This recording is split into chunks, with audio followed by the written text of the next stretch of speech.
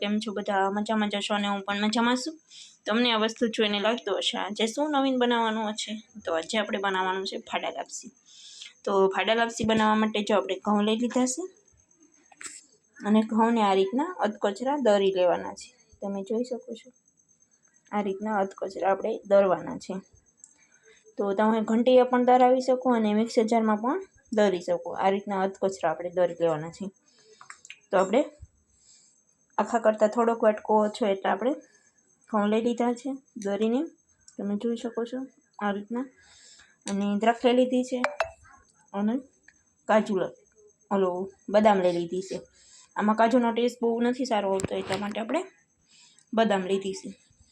અને આમાં આપણે કુકરમાં બનાવવાની છે. તો કુકરમાં બનાવવા માટે આપણે ઘી લઈ લીધું છે. ઘી આપણે વધારે પડતું આ લાપસીમાં જોઈશે અને ઘીનો ટેસ્ટ આ લાપસીમાં ખૂબ જ સરસ આવે. અને સૂકા નારિયેળનું સીણ જોશે તો આપણે સૂકા નારિયેળનું સીણ પણ લઈ લીધું છે.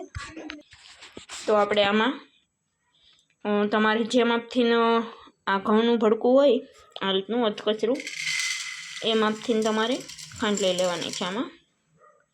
તો આપણે અડધો પોણો વાટકો હતો તો એટલી આપણે હવે ખાંડ લેવાની છે. તો હાલો ગેસ ચાલુ કરી અને સરસ રીતે ઘીમાં આ લાપસીને પહેલાં શેકી લઈશું. અને ઘી જરૂર પડશે તો હજી થોડુંક આપણે એડ કરશું. તો સરસ રીતે ગેસે શેકી લઈએ, ધીમા ગેસે શેકશું. આપણે લાપસી શેકાય ત્યાં સુધીમાં આપણે ગરમ પાણી કરવા મૂકી દીધું છે. તો સરસ ગરમ પાણી થઈ જાય ત્યાં સુધીમાં તો આપણે જો હવે ઘીની જરૂર નહીં પડે આટલું ઘીમાં આપણી સરસ મજાની લાપસી શેકાઈ જશે.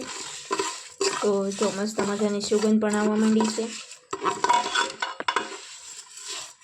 તો આપણે સરસ રીતે કુકરમાં જ શેકી લઈશું અને કુકરમાં જ આપણે બનાવવાની છે.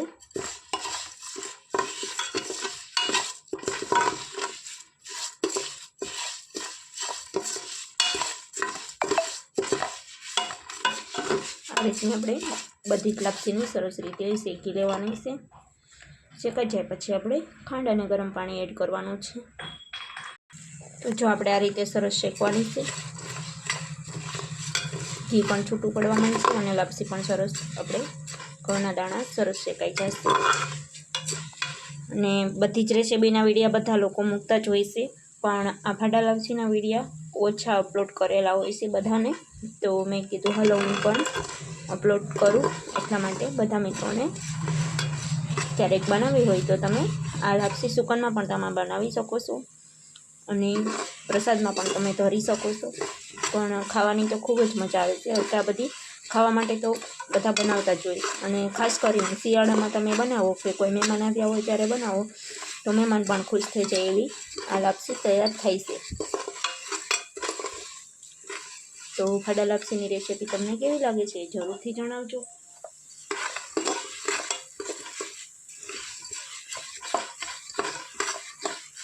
મારે આ નાનપણથી જ શોખ છે અને મને આ લાપસી ખૂબ જ ભાવે છે અને મારા ઘરમાં પણ બધાને પસંદ છે. તો આ વિડીયો ઓછા આપણે યુટ્યુબમાં હોય છે એટલા માટે આપણે રેસીપી બનાવી છે.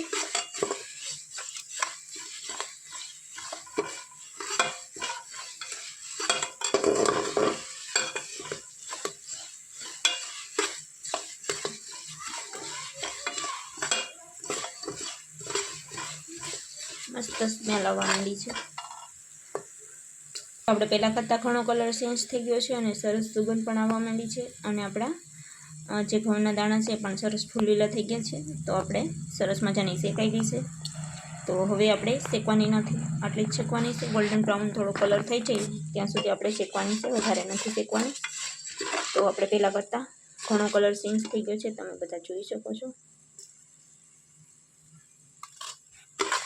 તો હવે આ સમયે આપણે આમાં સ્વાદ પ્રમાણે તમને જેટલું મીઠું પસંદ હોય એટલી તમે ખાંડ એડ કરી શકો છો. પણ મેં જેટલી લાપસી લીધી હતી એટલી જ ખાંડ લીધી છે. તો આપણે એટલી ખાંડ એડ કરવાની છે અને ગેસની આંચ સાવ ધીમી જ રાખવાની છે. તો હાલો આપણે પહેલાં ખાંડ એડ કરી દઈએ.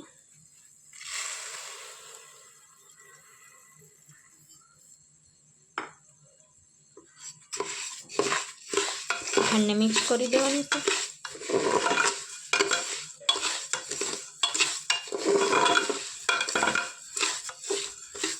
પછી આપણે જે ગરમ પાણી કરવા મૂક્યું હતું એ પાણી એડ કરી દઈશું.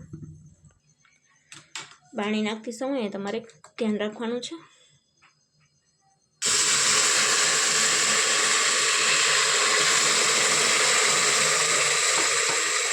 પાણીનું માપ આપણે નથી લીધું. પાણીનું માપ એમાં એવું છે, જેવા તમારે ઘઉંના દાણા હોય, જેવું કટિંગ હોય એ પ્રમાણે તમારે પાણી લેવાનું છે. એટલે જો વધારે પડતું ઝીણું હોય તો ઓછું પાણી જોઈએ, અને અધકચરું હોય તો પાણી થોડું વધારે જોઈએ. તો આપણે આ રીતનું જોઈ લેવાનું કે બધું સરસ રીતે આમ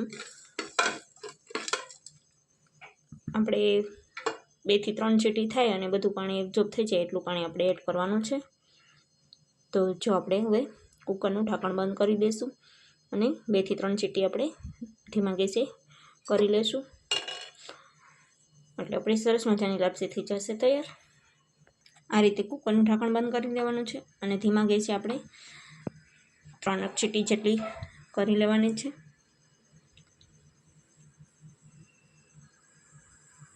તો જે આ રીતે આપણે 1 ચીટી ખાવા દેવાની છે.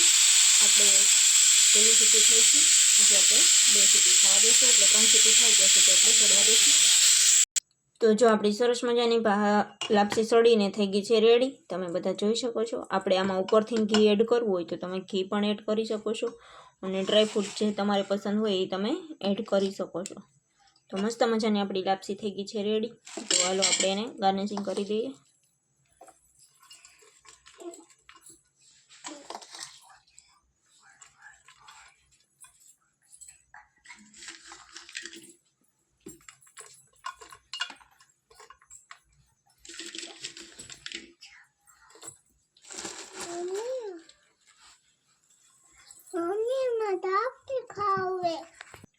તો તમે બધા જોઈ શકો છો આપણી મસ્ત મજાની લાપસી છે રેડી. તો તમે પણ બધા હાલો લાપસી ખાવા, અને અમે પણ ખાઈ લઈએ. તો ફરી મળીએ નવા બ્લોગમાં. ત્યાં સુધી બાય બાય. આવી નવી રેસીપી જોવા માટે અમારી ચેનલને સબસ્ક્રાઈબ કરજો.